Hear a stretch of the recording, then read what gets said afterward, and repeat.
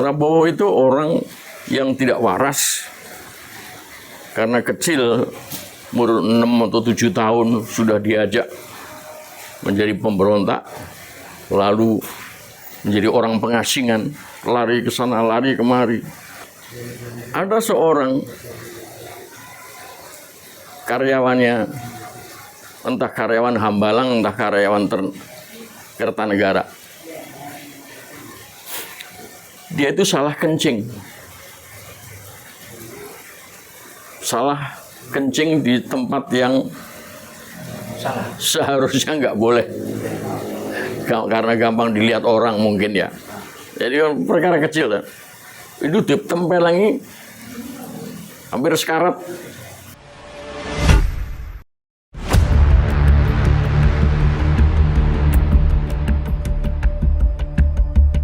Racikan Berita 1. Assalamualaikum Mas Bintang. Ini negara kita ini makin kurang sehat ini. Harapan besar waktu itu kita pada Prabowo untuk dia dapat berubah dan dia bisa memenuhi pasal 33 Undang-Undang 45 yang asli itu harapan masyarakat seperti itu. Tapi makin kemarin itu makin di sini malah itu jadi kurang baik ya Mas, dan malah sekarang ngomong Prabowo itu terkesan kayak bukan orang sehat gitu. Itu yang Mas Bintang lihat apa sih Mas penyebabnya itu? Bismillahirrahmanirrahim. Assalamualaikum warahmatullahi wabarakatuh. Kalau ada orang yang mengira Prabowo itu kurang sehat, saya sudah sejak dari awal mengatakan Prabowo itu nggak waras. Bahkan sejak kecil nggak waras. Jadi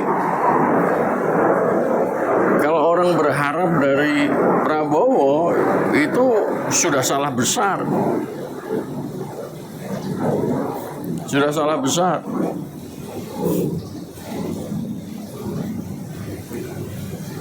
Orang tidak mengira bahwa bapaknya, Profesor Sumitro itu menyerahkan Prabowo ke AMN itu untuk dihajar, untuk dikasih pelajaran, karena kurang ajar, karena bapaknya sendiri sudah nggak tahan. Itu yang saya dengar dari para jenderal. Bahkan ketika masuk ke AMN itu pun nggak lulus. Nggak lulus, dia nggak diterima. Terutama dari psikotesnya saja sudah nggak bisa. Pelajaran-pelajaran yang lain mungkin bisa dituntut, bisa diajarkan. Tapi kalau psikotes sudah gagal, itu sebetulnya sudah dia nggak bisa jadi tentara, itu nggak bisa. Tapi karena kemudian ditolong oleh Pak Harto, bahkan kemudian Pak Harto sebagai presiden mengambilnya menjadi menantu, maka semuanya bisa menjadi lancar dan bahkan menjadi jenderal.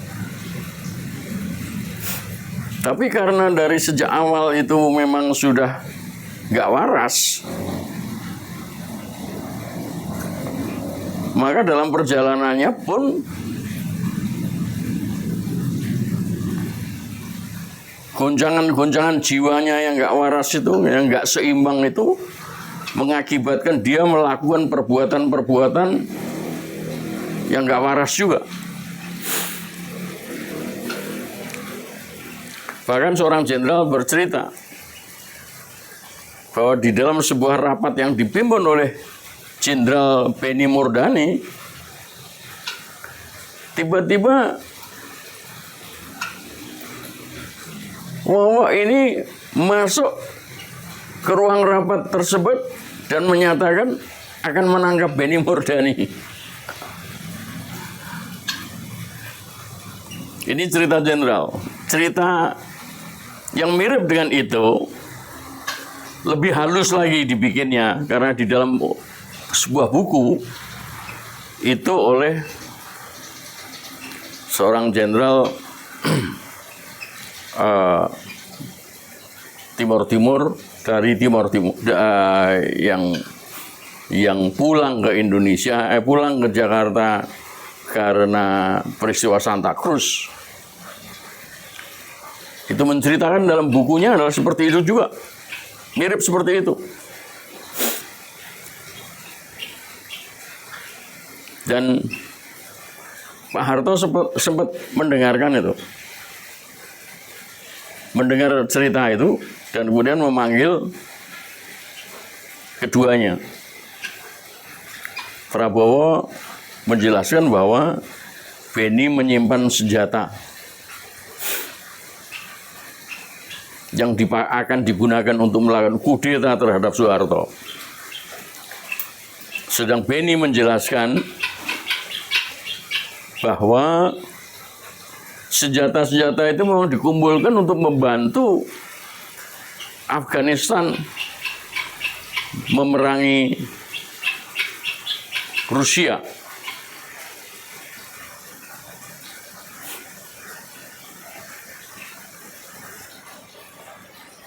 Jadi kelihatannya Pak Harto memang nggak begitu percaya kepada Bowo, bahkan kemudian mengangkat Beni Murdani menjadi panglima. Jadi perilaku selanjutnya yang menunjukkan ketidakseimbangan jiwanya itu, saya mengatakan itu sebagai sesuatu yang tidak waras, adalah pembunuhan-pembunuhan terhadap para aktivis. Pembunuhan ya. Ini pembunuhan ini. Dan orang hilang. Yang sampai sekarang tetap nggak bisa diketemukan. Nah, ini keluarga mereka itu setiap hari Kamis melakukan Kamisan.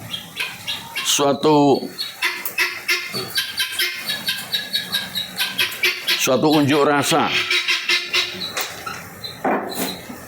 di depan istana setiap hari Kamis, menuntut supaya dilakukan penyelidikan untuk mengungkap terjadinya orang-orang hilang itu.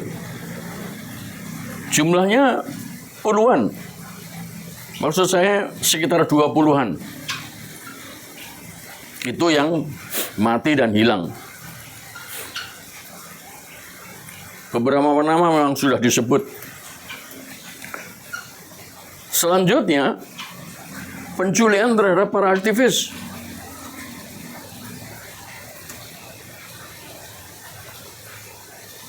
Dan ada yang disiksa juga.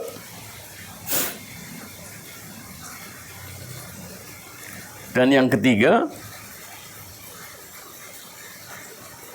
maksud saya yang ketiga itu setelah kasusnya Beni Murdani tadi, itu adalah peristiwa kerusuhan Mei 98. Kerusuhan Mei 98 itu tidak hanya sekedar persoalan pelecehan seksual terhadap etnis Cina ya, keturunan Cina. Tetapi dimulai sejak Jakarta dibakar tanggal 13 Mei. Tanggal 12 Mei, sehari sebelumnya, 98, itu terjadi penembakan terhadap kampus Trisakti yang mengakibatkan 4 mahasiswa tewas sebagai korban. Pada waktu itu Pak Harto masih di Timur Tengah. yang menjabat sebagai presiden adalah Habibie. Habibie melakukan perintah yang menurut pendapat saya sengaja terburu-buru. Tanggal 13 pagi Mei 98 itu 4 korban tewas itu diperintahkan untuk dimakamkan. Setelah upacara singkat yang dilakukan oleh Rektor Trisakti. Mas Bintang, Itu tanggal 13 Mei 98. Mas gini Mas, kembali ke masalah aktivis tadi. Aktivisnya ada dua, ya kan? Apakah peristiwa pembunuhan itu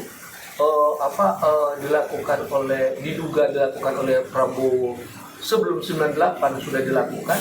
Karena sebelum 98 juga ada juga aktivis yang barusan Mas Bintang tadi bilang yang diculik dan hidup dan seperti Pius Rusilanang, Desmond, sudah itu Fadlizon, dan itu orang-orangnya masih hidup, Mas. Itu yang saya sebut mati dan hilang. Yang mati itu ketemu jasadnya itu adalah Wiji Tukul. Konon dia orang PRD. Wiji Tukul mati. Iya, mati dia. Dan yang lain-lain yang saya katakan mungkin jumlahnya sekitar 20-an ya. Karena apa? Karena 13 itu kedapatan terapung-apung di Selat Sunda. Itu yang termasuk Kamisan. Nah, kemudian penculian itu yang kedua. Nah, itu termasuk di situ Pius Rusilanang yang akhirnya bisa lolos lalu terbang ke Belanda. Lari dia ke Belanda. Sebelum akhirnya pulang kembali. Banyak lagi lah yang lain ya di masa itu. Tapi sepengetahuan saya, Mas, Kamisan itu adalah bukan peristiwa. Oh iya, betul. Lalu bergabung. Yang bergabung itu termasuk Semanggi 1. 18 orang. Nah, kalau Semanggi 1 itu memang masih tanda tanya itu. Siapa sebetulnya yang melakukan? Itu ada dua yang paling bertanggung jawab, yaitu Kapolda dan Pangdam Jaya. Nah, kembali kepada yang kerusuhan Mei. Itu begitu pulang dari pemakaman tanggal 13, itu siang harinya glodok sudah terbakar. Jadi terus sampai kemudian merambat ke Jakarta Timur, bahkan kemudian ke Solo, Batam, Medan. Nah, itu ribuan yang mati.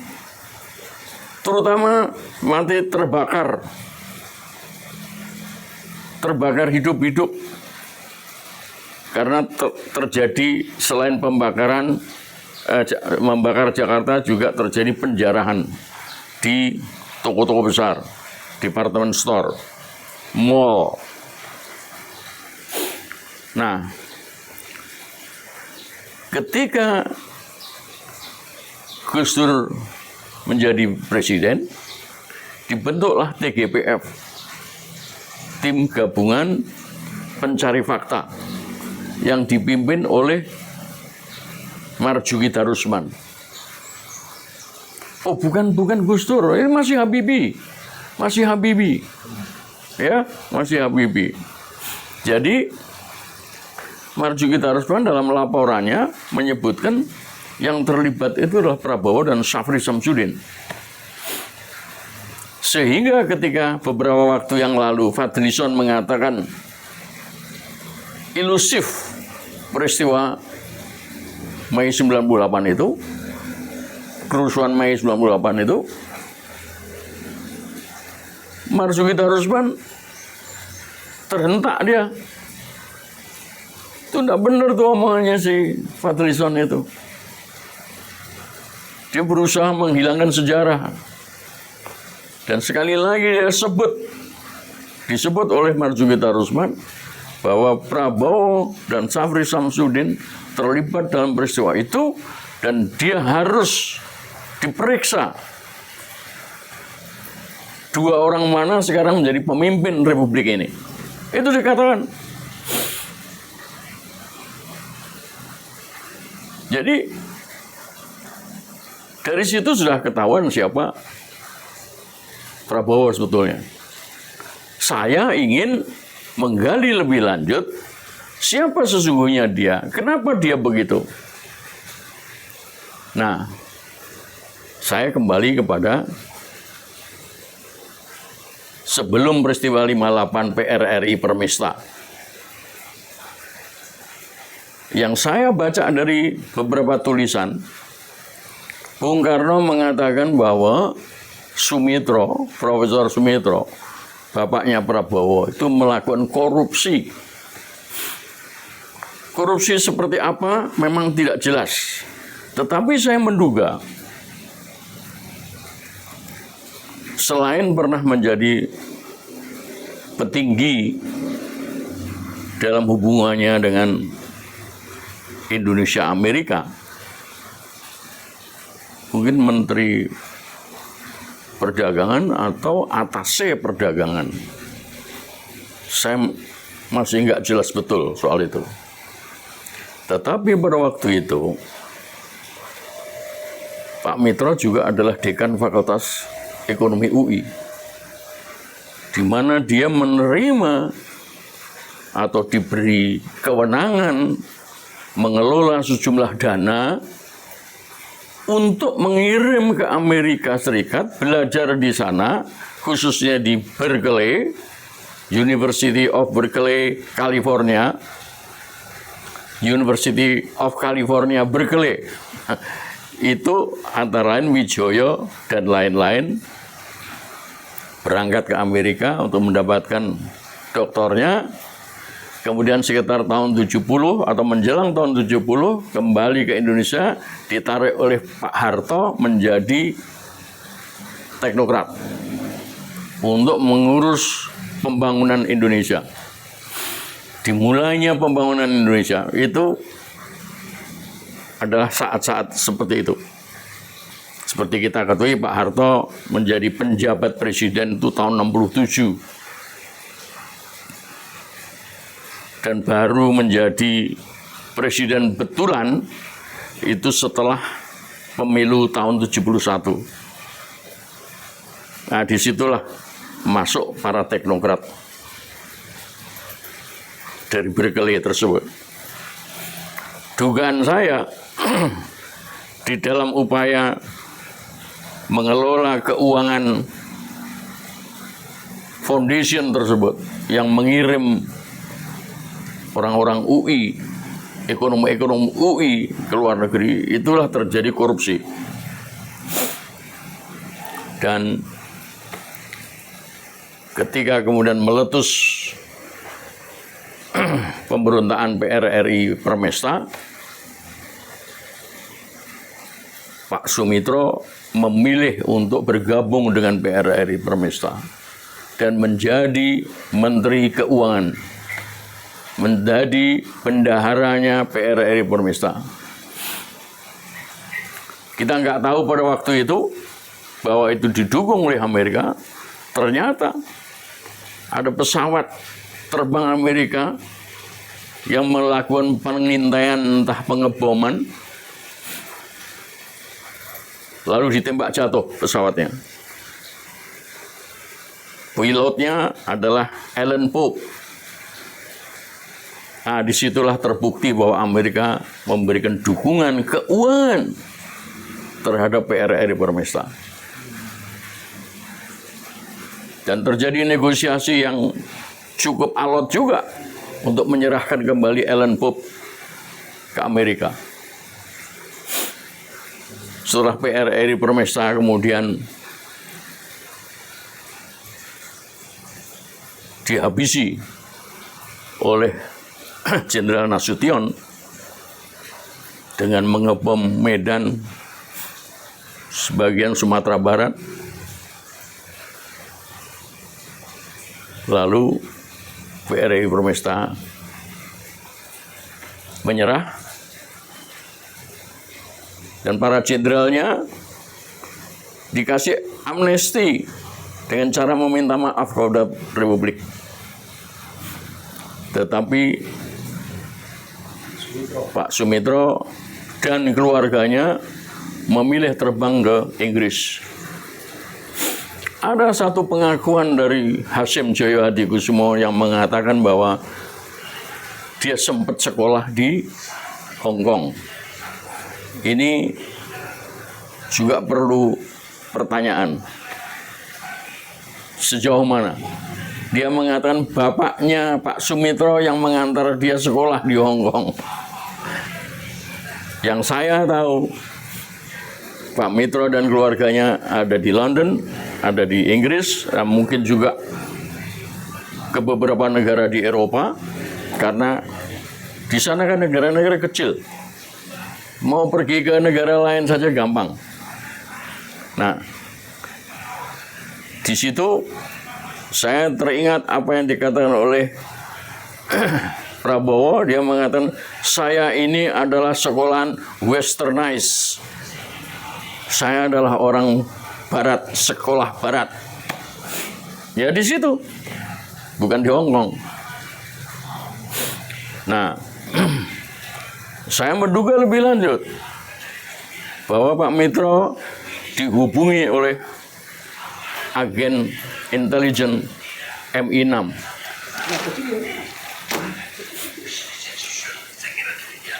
Bahwa Pak Mitro dihubungi oleh agen MI6 dan tentu saja juga kemudian informasinya lari ke CIA. Yang intinya adalah meminta informasi dari Pak Mitro bagaimana menjatuhkan Soekarno. Oke, Mas, ada pertanyaan, Mas. Ini kan kita pernah dijajah oleh Belanda. Lalu tiba-tiba dengan perjuangan, dan baik perjuangan fisik maupun perjuangan secara politik, akhirnya Belanda kalah di Indonesia. Lalu tiba-tiba Amerika masuk ini bukan menjajah. Tapi pertanyaan saya, apakah masuknya Amerika di Indonesia ini termasuk penjajahan secara halus atau penjajahan secara politik, Mas? Apa kebutuhan dia sebenarnya? Jadi kalau kita berbicara mengenai hal itu, sebelum kemerdekaan, menjelang kemerdekaan, dan sesudah kemerdekaan, Amerika itu sudah mengetahui persis Indonesia. Bagaimana kaya rayanya Indonesia itu. Indonesia itu kaya raya yang bukan luar biasa. Kita sudah tahu anaknya Rockefeller yang hilang di Papua itu di dalam rangka mencari tahu emas di Grasberg. Emas yang kemudian kita kenal sebagai emas Freeport. Jadi Amerika itu mengusir Belanda, mencegah Belanda, termasuk dalam peristiwa Karel Doorman ketika Indonesia mau memasukkan Irian Barat ke wilayah Indonesia, itu Amerika itu seakan-akan mengusir Belanda. Udah, kamu pergi aja. Demikian juga peristiwa 10 November 45, ketika Inggris dan Belanda mau masuk kembali ke Surabaya menggantikan Jepang, itu pun Amerika mengusir mereka. Tujuannya adalah apa? Adalah agar Amerika menguasai Indonesia. Lambat atau cepat, kekayaan yang luar biasa di Indonesia itu harus menjadi kepemilikannya oleh Amerika. Jadi Amerika sudah menentang Indonesia itu sebelum merdeka. menentang Indonesia atau membantu Indonesia? Menentang para penjajah itu, Belanda, Inggris, dan Belgia, ya, Benelux, ya. Portugal. Itu agar Amerika bisa menguasai Indonesia sendiri tanpa campur tangan Eropa. Nah, Amerika cukup bersabar untuk tidak bertindak. Ya, dia melihat dulu siapa itu Soekarno. Ternyata Soekarno memang nggak bisa ditaklukkan. Go to hell with your age. Ketika Amerika tiba-tiba menyetujui Malaysia menjadi persemakmuran Inggris. Jadi udah jelas bagi Soekarno, Amerika nggak bisa diharapkan. Dan memang pada saat Perang Dingin pada masa itu, Soekarno bersama beberapa negara yang lain seperti Yugoslavia, Mesir, membentuk gerakan non-blok. Di situ Amerika sudah mulai was-was terhadap Soekarno. Apalagi setelah kemudian Soekarno mengatakan nggak butuh bantuanmu, dan kemudian mengancam mau keluar dari PBB, maka Amerika sudah memastikan bahwa Soekarno harus dibunuh. Muncullah gerakan G30S 65. Nah, itu G30S 65 itu juga rekayasa dari Amerika dengan bantuan Inggris yang mendapat banyak informasi dari Sumitro. Karena apa? Karena di kedutaan Inggris itu ditemukan yang namanya dokumen yang disebut dengan Gilchrist, yaitu nama duta besar Inggris di Jakarta, yang mengatakan bahwa mereka telah mempunyai army friends, teman-teman dari pihak militer. Siapa yang dimaksud dengan teman-teman militer ini memang patut menjadi pertanyaan. Apakah kelompoknya Soeharto yang menjadi our army friends, our local army friends? Local itu maksudnya Indonesia. Apakah kelompoknya Soeharto atau kelompoknya Dewan Jenderal? Nah, ini patut menjadi catatan sejarah. Saya kira kalau orang-orang Indonesia mencari tahu dari Library of Congress tentang peristiwa 65 itu, akan mendapat jawabannya. Siapa sebetulnya yang terlibat di dalam peristiwa 65? Apakah Soeharto?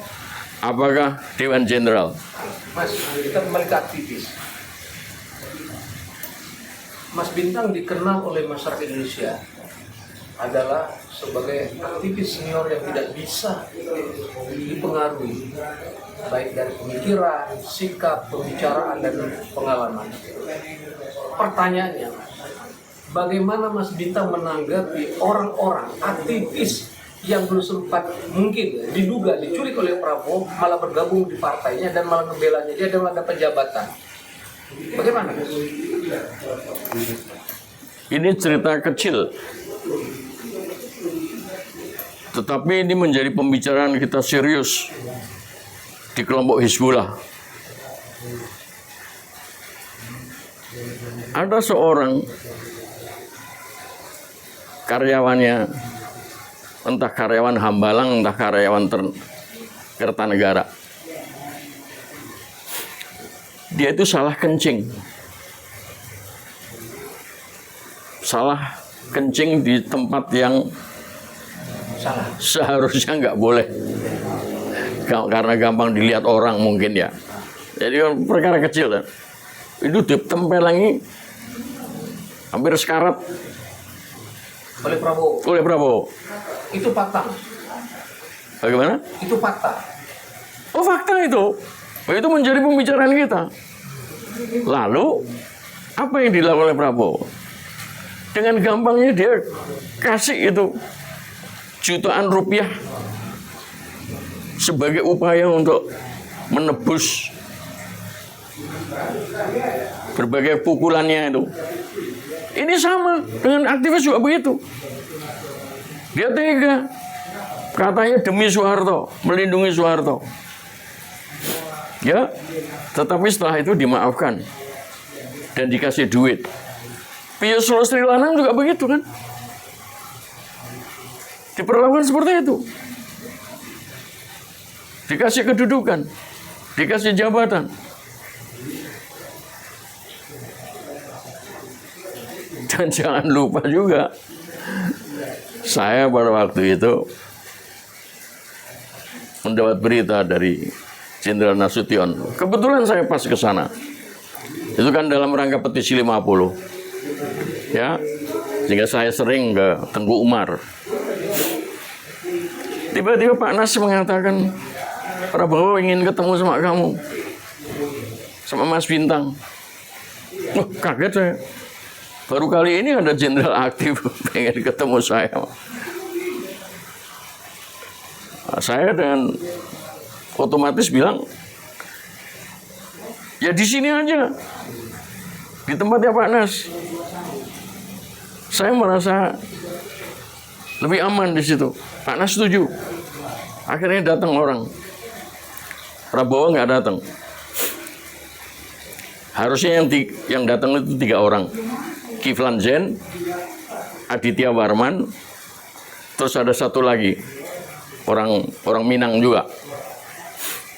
Tetapi Kiflan Zen tidak bisa hadir. Hanya 2 orang tadi itu.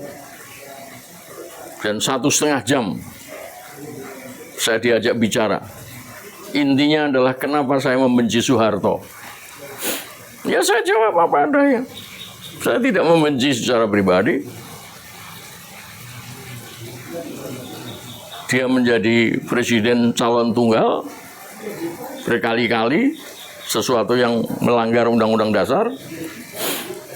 Dan dia melakukan berbagai macam penyimpangan terhadap Undang-Undang Dasar.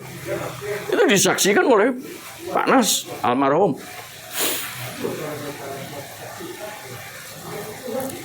Dan setelah peristiwa itu masih ingin lagi ketemu di satu tempat di Cempaka Putih. Tetapi saya menolak. Karena saya tahu di Cempaka Putih itu ada markas militer. Jadi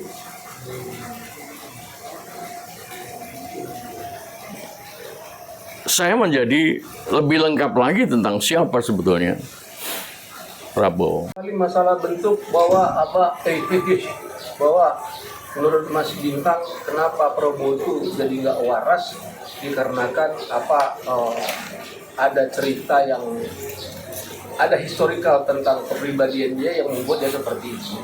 Nah, ini Mas, itu sebenarnya hanya cerita atau memang ada bukti fisik atau rekam medis tentang kepribadian dia yang agak kurang waras itu, Mas?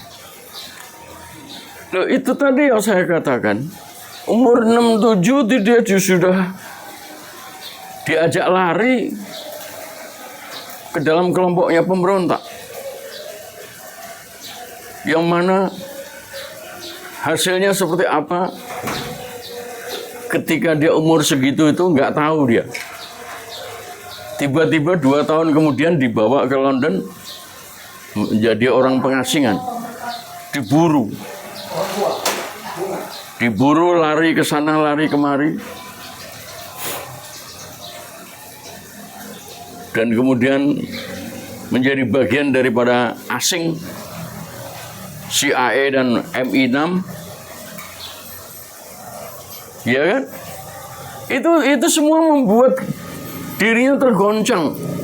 jiwanya. Seperti saya katakan mirip dengan Jokowi. Mirip dengan Jokowi ketika dia lahir dipelihara oleh seorang ibu yang umurnya baru 5 tahun. 5 tahun berusia 10 tahun. Beda 10 tahun dari kelahirannya. Ini mengalami goncangan jiwa. Schizofrenik. Si Prabowo juga mengalami hal yang sama. Dan sekalipun sudah bapaknya ditolong menjadi menteri, masih juga berbeda pendapat dengan Pak Harto dan Putin. Putin dalam soal Bogasari. Lalu Pak Mitra juga, ini 2014 nih. Kok 2014? 94. Pak Harto Pak Mitra mulai berbeda dari Pak Harto. Dia menghadiri ISEI yang terakhir yang dikunjungi oleh Pak Mitra saya kira ya, tahun 94. Dia mengatakan 30% dari utang luar negeri hilang di tangannya pemerintah. Ini kan suatu pukulan yang luar biasa kepada Pak Harto dan merupakan suatu goncangan baru bagi Prabowo. Bagaimana Prabowo pergi ke Timur Timur membunuh ratusan ribu yang dikenal sebagai Caracas Massacre, pembunuhan massal di Caracas, belum di lain-lain tempat di Papua. Kebetulan ini cerita juga ini, Subadyo Sastro Satomo, politisi yang melawan Pak Harto, kebetulan duduk bersampingan dengan Prabowo ketika perjalanan menuju Papua. Sampai di Jakarta, turun dari pesawat, Subadyo mengatakan kepada temannya, Tan Mas Sucito, Ji, hati-hati sama Prabowo. Dia itu orangnya adalah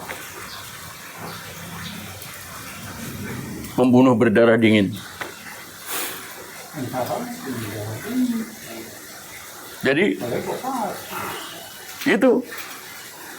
itu serba-serbi Prabowo. Jadi kalau dia kemudian sekarang melakukan hal yang aneh-aneh, itu adalah megalomaniak. Pikirannya tinggi, macam-macam. Wah, ingin begini, ingin begitu. Dana nggak ada.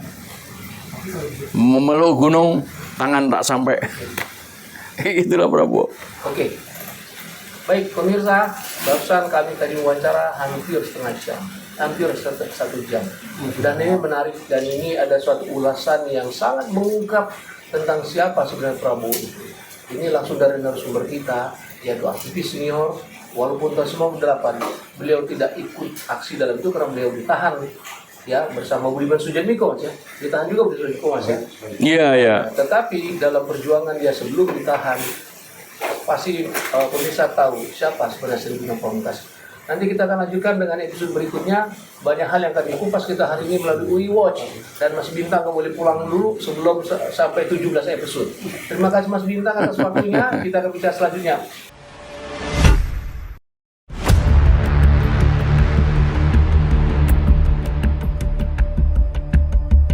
Racikan Berita 1.